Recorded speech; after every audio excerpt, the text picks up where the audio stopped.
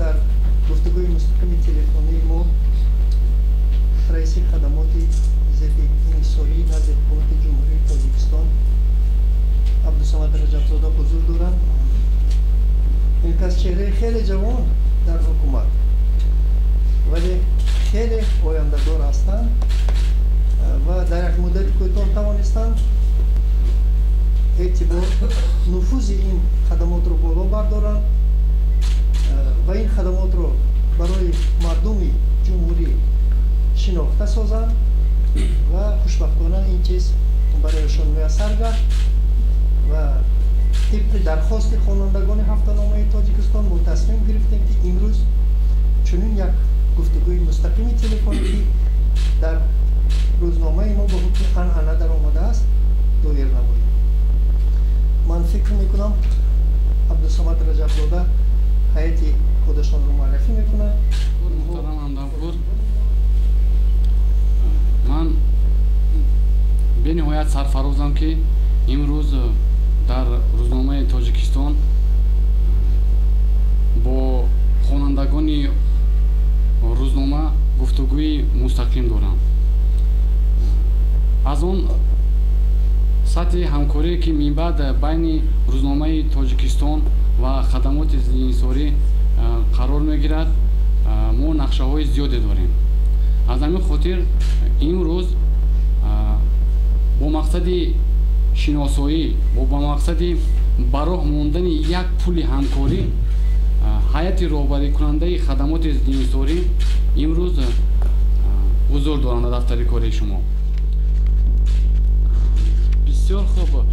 شنوند محترم، به واسطه شما در این سمت یگان معلومات مشخص از خود همون ناظرانی که با شما مراجعت میکنند یا اینکه آمدن حساب کنک‌های سنجیده برآمدند و حساب پیشنهاد کردند صحبت داشتید؟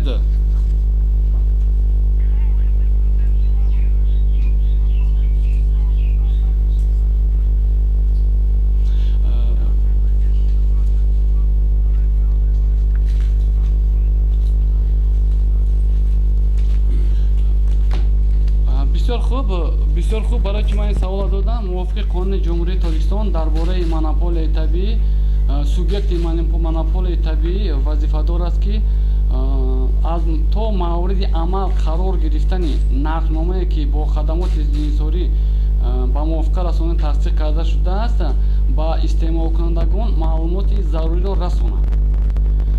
واقعا از جانب کارخانه واحد دولتی آب و کاریز شهر دوشنبه و خدمات ضد انحصاری سال سپری گردیده پیشنهاد جهت بازنگری نقدنامه خدمترسانی تامین آب نوشاکی و فاضلاب پیشنهاد گردیده بود. از جانب خدمات ضد انحصاری خراجات هایی که به واسطه از جانب کارخانه واحد دولتی آب و کاریز شهر دوشنبه در دوام سال سپری گردیده عملی شدگی بودند مورد ارزیابی قرار داده شد. در زمینه نتیجه های ارزیابی واقعا ما نرخ خدمترسانی آب نوشاکی و فاضلاب را اجازه دادیم و افزایش یافت. نسبتی برای چی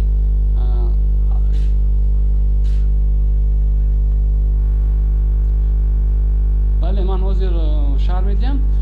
گپ در سان است که ما طبق خود نقشه نقدنامه خدمترسانی ما برای استعمال کنندگانی که در خانه هایشان حساب کنک دارند نقدنامه علایده را قبول کرده هستیم و برای آنهایی که حساب کنک ندارند دیگر ترتیب حساب اینها نیز دیگر سخن درباره چی می رود؟ گپ در سر آن است که مثلا اگر خودی حساب کنکی باشد اگر از جانب ما معین شدگی هست 32 دیرم هست معین شدگی هست. برای تشکیلات بودجه‌ای باشد 1 سومونی هست. انکن برای آنهایی که خودی حساب کنک ندارند ترتیب حساب دیگر است. дар назар ҳамин хел метобад ки касе ки ҳисобкунак надорад арзиши зиёдтар месупорад, лекин воқеан ин хел нест. ман барои маълумоти шумо мегӯям ки тибқи қарори ҳукумати ҷумҳурии тоҷикистон қоидаҳои истифодабарии системаи коммуналии обтаъминкунӣ ва канализатсия тасдиқ карда шудагиаст. барои ҳар як гурӯҳи истеъмолкунандагон аллакай ҳисоб шудагӣ ҳаст ки яъне ки онҳо чӣ қадар литри обро истифода мебаранд. вақте ки мо куб мегӯем, куб ба ҳисоби тақриби қариб 1000 литр аст. мутобиқи ҳамин меъёрҳои истеъмоли об ва системаҳои коммуналӣ барои хонаҳое ки бо таҷҳизоти интиқоли обу канализатсия, таҷҳизоти обгармкунии зудамали газ ва нуқтаҳои обтаъминкунии зиёде доранду ҳамчун лекин бо ваноҳои дарозиашон 1500 яъне ки 1.5 то 1 метр 70 сантиметр бо душ таҷҳизонда шудагӣ ҳастанд. меъёр 360 литр об дар як шабонарӯз барои як нафар муқаррар шудагӣ аст.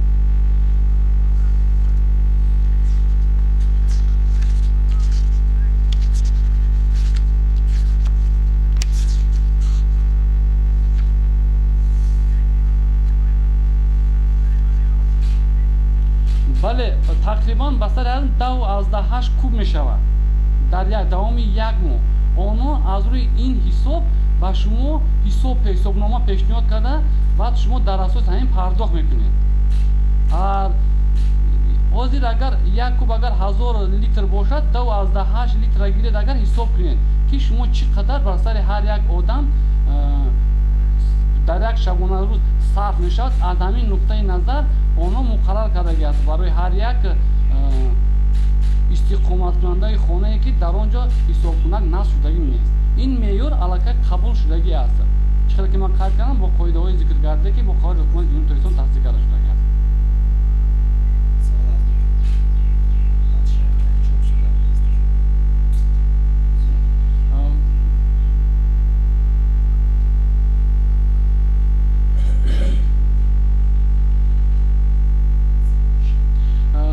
беҳтараш бисёр хуб мешуд ки шумо бевосита муроҷиат кунед ба шумо ҳисобкунак насб кунанд.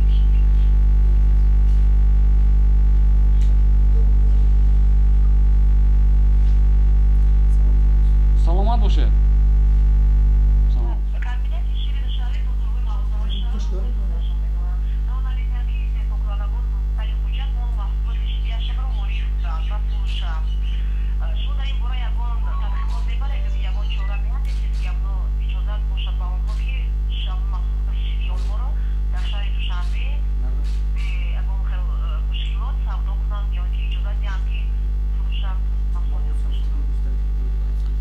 ташаккур.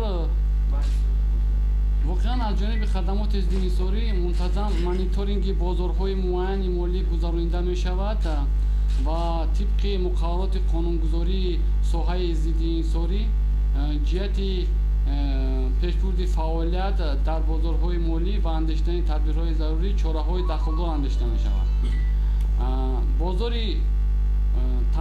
бозори маҳсулотҳои ширин низ дар ҷумҳурии тоҷикистон аз ҷониби хадамоти зиддинисорӣ мавриди омӯзиши таҳлил қарор мегирад ва субъектҳои хоҷагидоре ки бевосита дар бозори муайяни молӣ фаъолият мебаранд нафномаҳошонро ба мо пешниҳод намуда мо арзёбӣ баррасӣ намуда баъдан нархи маҳсулотҳои шириро бо дар назардошти хароҷотҳои воқеии онҳо дар заминаи калкулятсияи арзиши аслие ки аз ҷониби онҳо пешниҳод мешавад дида мебароем ва тасдиқ мекунем. иҷоба хусусияти фаъолияти мо каме дигаргун аст. гап дар сари он аст ки мо на дар ҳама ҳолат метавонем бозорро субъектҳои хоҷагидоре ки дар бозор ҳастанд мавриди танзим қарор диҳем. мо муқарраратҳои муайяни қонунгузории худро дорем. танҳо дар ҳолати фаро гирифтане ки ба амал омадани ҳамон ҳолат мо фаъолиятамон дар бозор гӯё ки оғоз мешавад. то фаро нарасидани ҳамин ҳолат мо умуман сару кор на бо соҳибкорони инфиродӣ ва на бо субъектҳои хоҷагидор гирифтан наметавонем. با ارتباط همین سوال دیگرم اومدگی کمبیناتش دوشنبه بازارها و مغازه‌های شهر رو مثل مال خودش میدونن. راه نمیدهد که استحصال کنندگان از شهر خوجان مال و محصولات شیره‌شون رو وارد کنند و فروشن. شما در این مورد یگان تحقیقات میبرید؟ یگان چاره میاندیشید؟ بسیار خوب. این همون سوال است؟ بله. با ادامه همین سوال گفتنی هستم که اگر همین شهروندی محترم معلوماتی دقیقی مفصل داشته باشد که فعالیت سوبیکت‌های خوجگیداری شهر خوجان در شهر دوشنبه محدود کرده شده است یا اینکه آنها را امکاناتی واردشوی به بازار نداده ایستادند، ما حتما در زمینه دلیل‌های پیشنهاد کرده این مسئله را می‌بینیم. عموما یگان بازار مالی طوری من ذکر کردم محدود کرده نشده است، همه آزادانه میتوانند در بازارهای مالی فعالیت مرحمت. من عادل ناظر نام دارم. مرحمت گوش بکنم. مرحمت. قول من همین از جبره. بعضی تحلیلگران میگویند که برخی تجارت ها از جمله تجارت آرد، ماشین، بنزین و غیره از طرف یک گروه معین منوپوله کرده می شود. بله بله ادامه تید گوش کرده هستیم شما. چنین شیوه کار با بالا رفتن نرخ و نوا مساعدت نمیکند. تشکر برای سوالتان. یکم سوال من سوال دویم هم جوابتیم در دو جواب دید. مرحبا. شما تا چه حد حقوق دارید که تعیین حجم نرخ بلیط هواپیما رو معین میکنید؟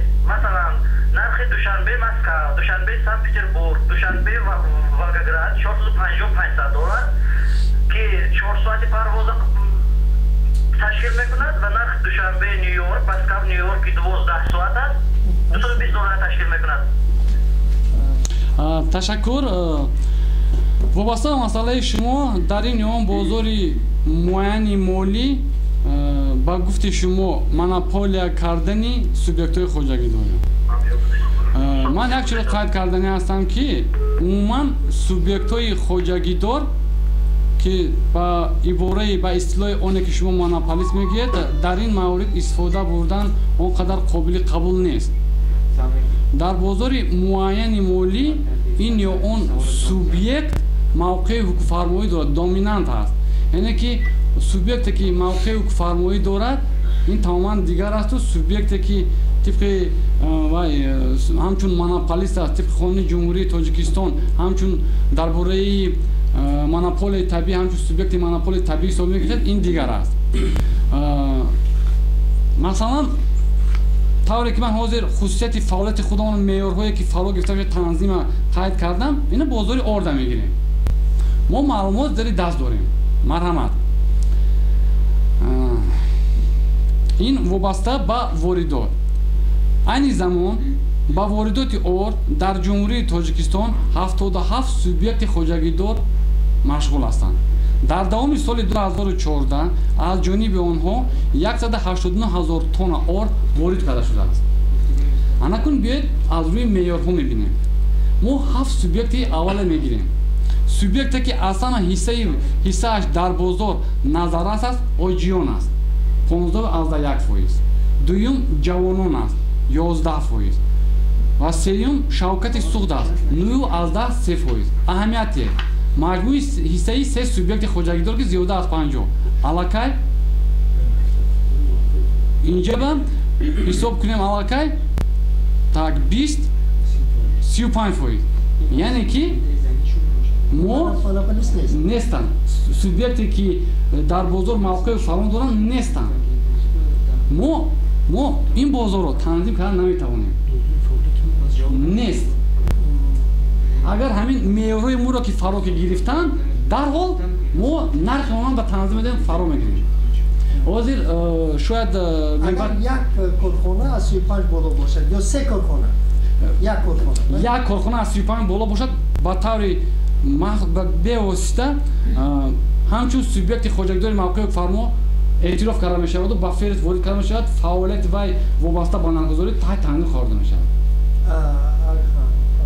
اینجا نزدیکش هست. انا مثلا دیگر مسائل رو گیریم، بازاری گندم گیریم. ما فقط یک چیز من باید خاطرستان کنم، ما فعالیت خواجگیداری سوبیکتایی که در بازار معین مالی فعالیت میکنن در دوره معین سال مولوی دیدیم بریم. یک مدت مبنی، یک سالی پورا با. یعنی که ما میبینیم که در دوام سال چقدر یا که وارد کرده است یا که استحصال کرده است.